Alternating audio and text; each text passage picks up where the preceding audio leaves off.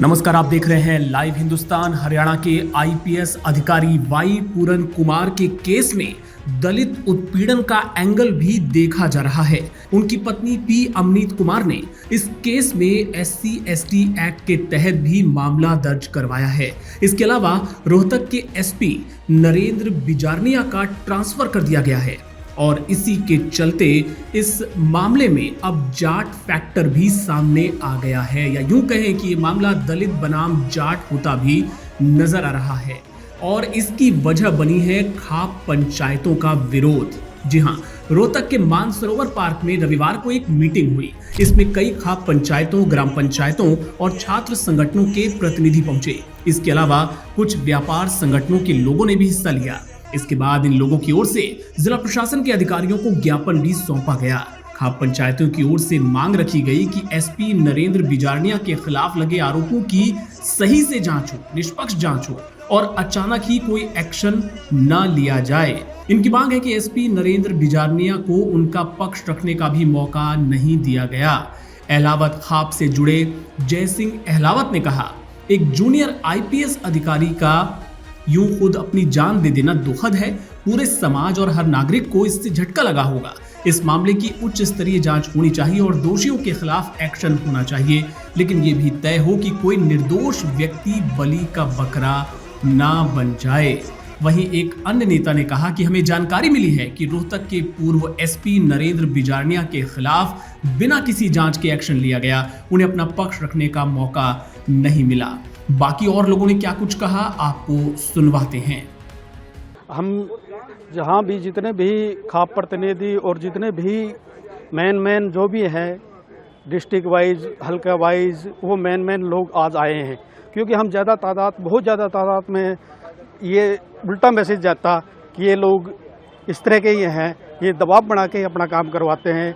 बल्कि हम तो बड़े शांति और भाईचारे और कानून की व्यवस्था के अनुसार न्याय चाहते हैं। तो किसी के हमारी डिमांड ये है कि नरेंद्र बिजारनिया जी को जो फंसाया गया है, पहले इनसे काम ले लिया गया है, जब इनकी ज़रूरत होती है तो इनको सर पर चढ़ा लेते हैं, बाद में मक्खी की तरह निकाल कर फेंक दिया। जब इनका तो काम चलना चाहिए सरकार का, तो इनको क्या मतलब है किसी से, चाहे अन्याय हो चाहे कुछ भी हो। हम चाहते हैं भी किसी के साथ अन्याय न हो, निष्पक्ष जांच हो, उसके बाद में कोई फैसला लिया जाए, वरना फिर हम तो आंदोलन करेंगे, बढ़ा चढ़ा के करेंगे।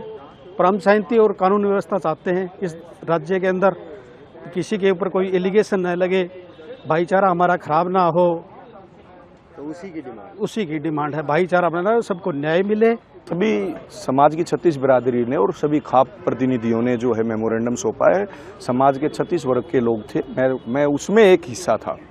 जो है हमारी मांग है कि जो आईपीएस वाई पूर्ण जी ने जो सुसाइड किया है, इस पूरे मामले की उच्च स्तरीय सीबीआई या न्यायिक जांच होनी चाहिए और जांच में जो भी दोषी है उसको सख्त से सख्त सजा मिले। जो है कोई भी दोषी बख्शा नहीं जाना चाहिए, परंतु ये भी सुनिश्चित होना चाहिए कि कोई निर्दोष व्यक्ति जो है बलि का बकरा ना बने, किसी निर्दोष को ना फंसाया जाए। क्योंकि सरकार की कार्यप्रणाली पर सवाल खड़े होने लगे हैं कि सरकार किस बात का इंतजार कर रही है, क्या सोच रही है। अगर जांच की है तो सामने आके बताए कि ये जांच, अब तक की जांच में ये सामने आया, सरकार सामने क्यों नहीं आ रही है। और अगर जांच नहीं हुई तो बिना जांच के आप कैसे मान लिया कि आपने नरेंद्र बिजारनिया दोषी है या कोई और दोषी है। तो अभी तो दोष साबित तो हुआ नहीं है, सिर्फ अभी भी ट्रांसफर करना। अभी एक पत्रकार साथी बता रहा था कि सरकार के एक मंत्री का बयान आया है कि हमने उसको सड़क पर ला दिया। क्या जब मनोहर लाल खट्टर जी की जो है रथ यात्रा चल रही थी, जब वो मुख्यमंत्री थे, उनके रथ के आगे एक आदमी ने सुसाइड किया था, क्या तब मुख्यमंत्री मनोहर लाल खट्टर को सड़क पर ला दिया गया था? क्या जांच में शामिल किया गया? क्या मुकदमा दर्ज किया गया? क्या गिरफ्तार किया गया? या रोहतक में भूपेंद्र सिंह हुड्डा मुख्यमंत्री थे उस समय, जो स्कूल की बच्चियों ने सुसाइड किया था कोल्ड ड्रिंक में जहर मिलाकर, तब सरकार पर और स्वयं मुख्यमंत्री पर सवाल खड़े हो गए थे कि भाई उस सुसाइड नोट में था कि बेटियां जो है जन्म लेने से पहले सोचेंगी। अगर यही हालात रहे तो इसके लिए सरकार जिम्मेवार है। क्या उस समय की सरकार को बर्खास्त कर दिया गया था? लेकिन प्रदीप, सुसाइड नोट में डायरेक्ट एसपी बिजारनिया और डीजीपी का नाम लिखा। क्या सुसाइड नोट में सिर्फ एसपी बिजारनिया का नाम था? मैं आपसे ही पूछता हूँ। नहीं, जो कंक्लूजन है, नहीं कंक्लूजन आप बताइए ना, कौन सी इन्वेस्टिगेशन का कंक्लूजन है? भाई किस इन्वेस्टिगेशन का कंक्लूजन है? जो कंक्लूड अगर सरकार ने किया तो आगे आकर बताए कि नरेंद्र बिजारनिया का ये दोष है, अगर दोष है तो नरेंद्र बिजारनिया को फांसी चढ़ा दो। समाज की यही बात तो है। अब जो दोषी है वो नहीं बख्शा जाना चाहिए, इसको जातीय रंग दिया जा रहा है।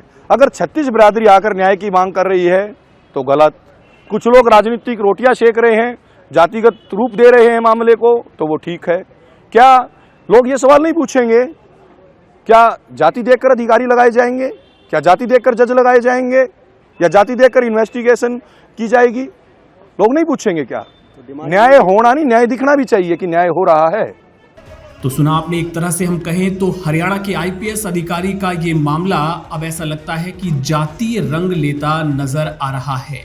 इस पूरे मामले को लेकर दलित संगठन भी एक्टिव हुए हैं, तो वहीं अब जाट समुदाय से जुड़े संगठन भी सक्रिय नजर आ रहे हैं।